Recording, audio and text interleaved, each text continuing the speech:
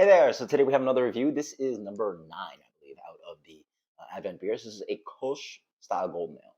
So, well, usually they call it Kölsh style because Kölsh is specifically an appellation to Cologne or Cologne, but they call it Kölsh golden ale. All right, product of the U.S. I guess that helps, so you don't confuse with actual German style Kölsh or actual German Kölsh. Again, I believe all of this was actually canned like middle of the year, even though I'm all the way in December. And this is meant for December. But then again, it's a huge logistic headache to have to brew 24 batches of beer, then put them all in a box. So like, how like what does your brew schedule look like? I mean, you're turning over beers every week or two, so then it takes like months, right? Like depending on how big your batches are. I mean, House is huge, so I don't know how their production scale is, but again, none of these beers have really been turned out quite like light enough. So excuse me if like Nigel's in the way. Hopefully, it makes it a little bit more exciting compared to the beer. So it just doesn't. It's not like bright and crystal clear, right? It's got a little bit of haze to it. It's got this kind of like medium, leaning on deep gold, like medium gold color instead of like a really nice kind of straw. It's pretty bland, and I almost get a little bit of acetaldehyde, which is possibly an off flavor created by, or can be an off flavor created by oxidation and staling aging. A little bit of like light grainy malt, but doesn't really smell like Bohemian Pilsner either.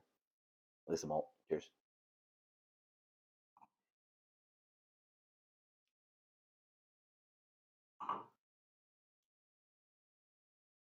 So golden ale, I would have went with blonde.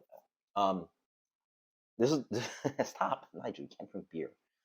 This is the closest thing to like a slightly stale Kona Big Wave that I've tasted, which is I guess a compliment because like Kona Big Wave crushes. Like the amount of volume that beer sells is like absolutely insane. Well, I don't know the Nielsen or whatever data, but that's got to be a pretty big band, like a pretty big brand.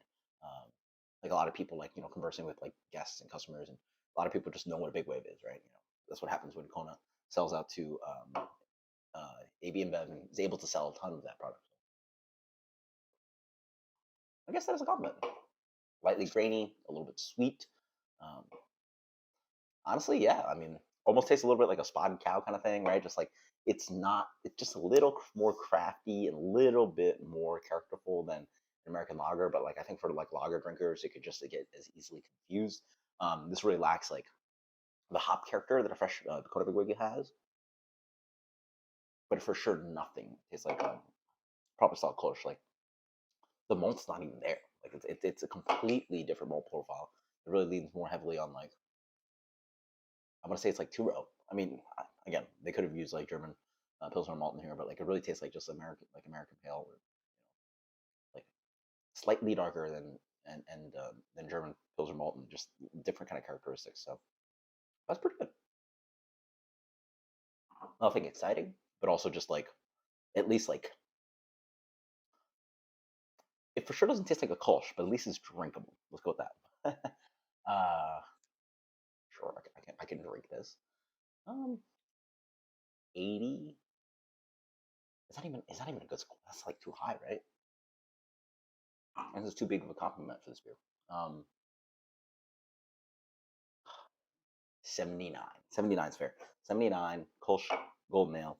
Um, Again, it tastes a lot like an American Blonde Ale. That is not uh, quite fresh, but